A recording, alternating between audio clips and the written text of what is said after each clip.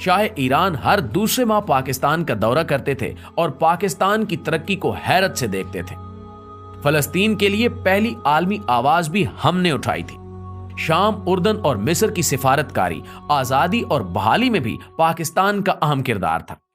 Saudi अरब में 1970 तक पाकिस्तान से ज़कात जाती थी और सऊदी शहरी खाना काबा में पाकिस्तानियों के रिज्क में इजाफे के लिए दुआएं किया करते थे। यूएई की तरक्की में भी पाकिस्तान का अहम किरदार था। दुनिया की चौथी बेहतरीन एयरलाइन यानी एमिरेट्स का कोड EK है और इसका K कराची है। ये एयरलाइन कराची से स्टार्ट हुई थी।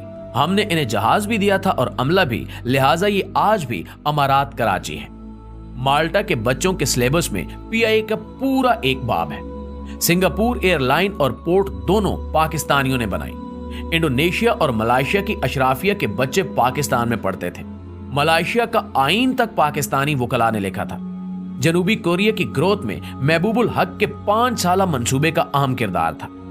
भारत 1990 की दहाई में पाकिस्तान से बिजली खरीदता रहा और मनमोहन सिंह ने शाइनिंग इंडिया का पूरा मंसूबा पाकिस्तान से लिया था।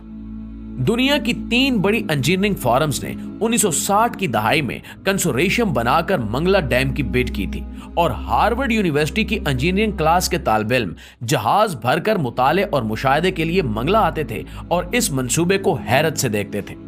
मुस्लिम दुनिया के 27 मुल्कों के फौजी अफसर पाकिस्तानी अकेडमियों में ट्रेंड हुए और बाद अज़ां अपने अपने मुल्कों में आर्मी चीफ बने। यूएई की फरमर आवाज जैद बिन सुल्तान अल नहान 1970 की दहाई तक पाकिस्तान के दौरे पर आते थे तो इनका इस्तकबाल कमिश्नर रावलपिंडी करता था। हमारे वजीर भी एयरपोर्ट नहीं जाते थे और सबसे बढ़कर 1961 में जब अयूब खान अमेरिका के दौरे पर गए तो पूरी अमेरिकी काबीना ने सदर जॉन F कैनेडी समेत एयरपोर्ट पर उनका इस्तकबाल किया और सदर अयूब खान एयरपोर्ट से व्हाइट हाउस खुली गाड़ी में गए और सड़क के दोनों साइडों पर अमेरिकी अवाम फूल लेकर खड़े थे और पाकिस्तान जिंदाबाद और वेलकम वेलकम के नारे लगा रहे थे। नाज़रीन ग्रामी, पाकिस्तान ने एक दौर ऐसा भी देखा है जब दुनिया हैरत से इसकी तरफ देखती थी और ये जर्मनी और जापान जैसे मुल्कों को कर्जे और इमदाद देता था। लेकिन फिर इस मुल्क पर एक ऐसा दौर आया जिसमें हम $1 अरब के लिए दुनिया के दरवाजे पर भिखारी बनकर बैठे हैं और दुनिया हमें गरूर और नफरत से देख रही है। एक वक्त था जब हम वीजे के बगैर पूरी दुनिया में सफर करते थे और एक वक्त अब है जब हमें अफगानिस्तान के वीजे के लिए भी कतारों में खड़ा होना पड़ता है। ऐसा क्यों हुआ? क्या कभी हमने सोचने की जहमत की है? हमें मानना पड़ेगा कि हमने बड़ी मेहनत और जदोजहद से इस मुल्क को तबाह बर्बाद करके रख दिया है। मगर सवाल फिर भी वही है कि क्या हमारे पास वापसी की कोई गुंजाइश है? तो जी हां, अभी भी वक्त हाथ से नहीं निकला। हम ताहाल एक कौम है और हमारा जोग्राफिया भी बहाल है।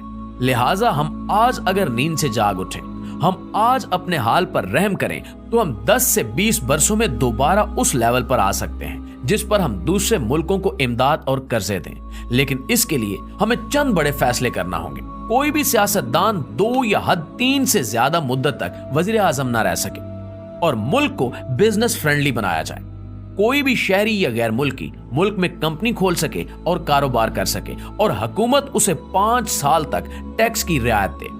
हम फौरी तौर पर आबादी कंट्रोल करें और 30 साल की उम्र तक तमाम लोगों को हुनरमंद भी बनाएं। मुल्क में कोई शख्स बेहुनर और बेरोजगार ना हो। और आखिरी मशवरा, मुल्क के तमाम स्टेक होल्डर्स एक ही बार बैठकर अगले 20 साल का कौमी मंसूबा तैयार कर लें और फिर कोई शख्स उसे छेड़ने की जसारत ना करे और जो करे उसे करार वाकई सजा दी जाए। नाज़रीन, आप यकीन कीजिए कि हम इन चंद इकदामात से एक बार फिर इज्जत और आबरू की शाहराह पर आ सकते हैं, वरना हम इसी तरह भीख मांग मांग कर खत्म हो जाएंगे और तारीख के औराक में हमारा जिक्र तक नहीं मिलेगा। आखिर में दुआ है कि अल्लाह ताला इस कौम पर, अल्लाह ताला इस वतन पर अपना रहम करम नाजिल फरमाए। आमीन सुमा आमीन।